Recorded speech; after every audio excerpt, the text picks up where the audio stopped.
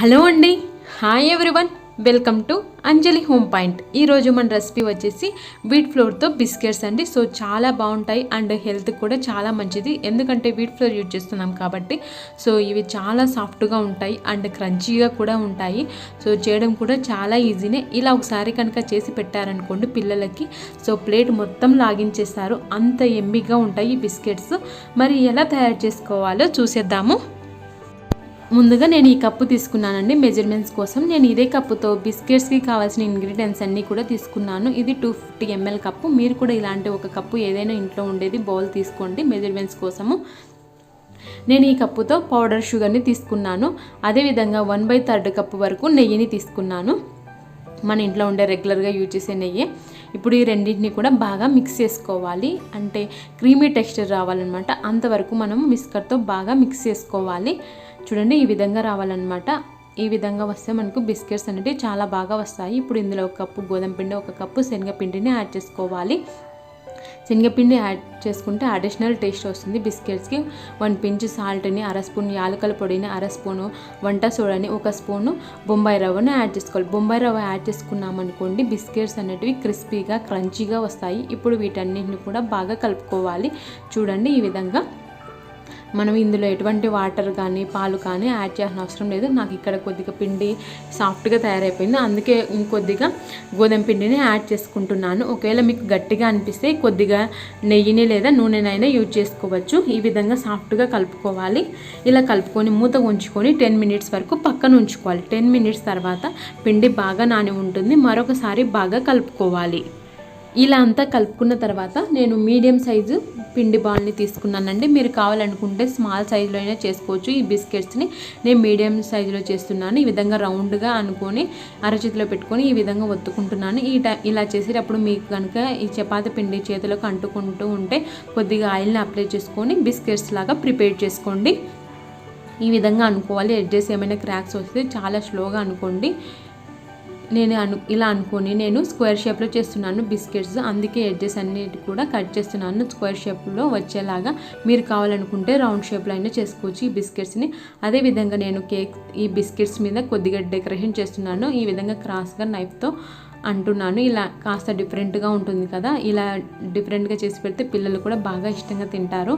So ఇప్పుడు ఇందులో సన్నగా చాప్ చేసిన బాదం పప్పు, పిస్తా పప్పుల్ని గార్నిష్ చేసుకుంటున్నాను. సో ఇవి కూడా బేక్ అయ్యి మనం తినేటప్పుడు క్రంచీగా ఉంటాయి. సో ఈ ఒక స్టీల్ ప్లేట్ తీసుకొని నేను దానిపైన బటర్ పేపర్ ఉంచాను. సో దానిపైన ఈ బిస్కెట్స్ని ఉంచుతున్నాను బేక్ చేయడానికి.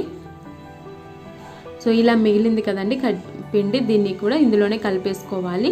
సో ఇప్పుడు ఇంకొకటి కూడా చూపిస్తున్నాను చూడండి. బిస్కెట్ లాగా ప్రిపేర్ చేయడానికి ఈ విధంగా రోల్ చేసుకోవాలి చేతిలో పెట్టుకొని.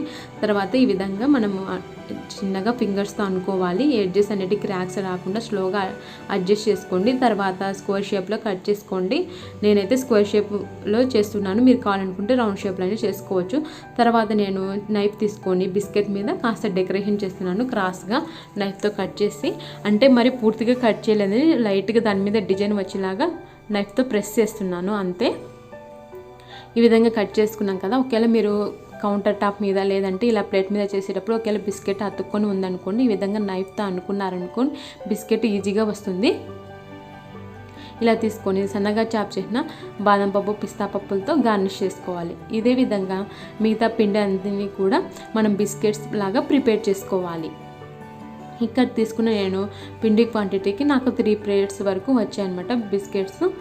సో ఇక్కడ నేను కుక్కర్లో చేస్తున్నాను అండ్ ప్యాన్లో కూడా చేస్తున్నాను. ఇలా కుక్కర్లో స్టాండ్ పెట్టుకున్నాను అండ్ ప్యాన్లో కూడా పెట్టుకొని 5 minutes వరకు మీడియం ఫ్లేమ్లో ప్రీహీట్ చేసుకున్నాను. అండ్ కుక్కర్ మూతకి విజిల్ గాస్కెట్ తీసేసుకోవాలి, అది మాత్రం మర్చిపోకండి.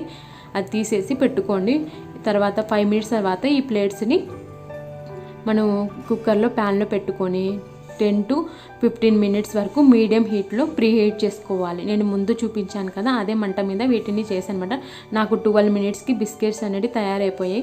నేను తర్వాత కూడా అందులోనే ఉంచాను, నాకు అందుకే కలర్ చేంజ్ అయ్యాయి. మీరు వెంటనే తీసేయండి, పక్కకి తీసేస్తే కనుక మీకు పర్ఫెక్ట్గా వస్తాయి. చూడండి బిస్కెట్స్ ఎంత క్రంచీగా ఉన్నాయో అండ్ సాఫ్ట్గా కూడా ఉన్నాయి. మీరు కరెక్ట్గా 10 minutes తర్వాత నుంచి చెక్ చేసుకుంటూ ఉండండి. మనకి అంటే కొన్ని కుక్కర్స్ అండ్ స్టవ్ ఫ్లేమ్ని బట్టి కూడా త్వరగా అండ్ లేట్గా కుక్ అవుతాయి. సో 10 మినిట్స్ తర్వాత నుంచి చెక్ చేసుకుంటూ ఈ బిస్కెట్స్ని ప్రిపేర్ చేసుకోండి. అండ్ మనం బొంబాయి రవ్వ వేసాం కాబట్టి చాలా క్రిస్పీగా కూడా ఉన్నాయి. సో ఇలా చేసి పెట్టారనుకోండి పిల్లలు పెద్దలు కూడా ఖచ్చితంగా తినేస్తారు. సో ప్లేట్ మొత్తం కూడా లాగించేస్తారు, అంత టేస్టీగా ఉంటాయి ఈ బిస్కెట్స్ అనేటివి. అందులో మనం వీట్ ఫ్లోర్ యూజ్ చేసాం కాబట్టి ఇంకా బాగుంటాయి. Thanks for watching. I hope ఈ వీడియో మీకు అందరికీ యూజ్ అవుతుంది, నచ్చిందని అనుకుంటున్నాను. మీకు కనుక ఈ వీడియో నచ్చినట్లయితే లైక్ చేయండి, షేర్ చేయండి. మరిన్ని వీడియోస్ కోసం మా ఛానల్ని సబ్స్క్రైబ్ చేసుకోండి. Bye friends.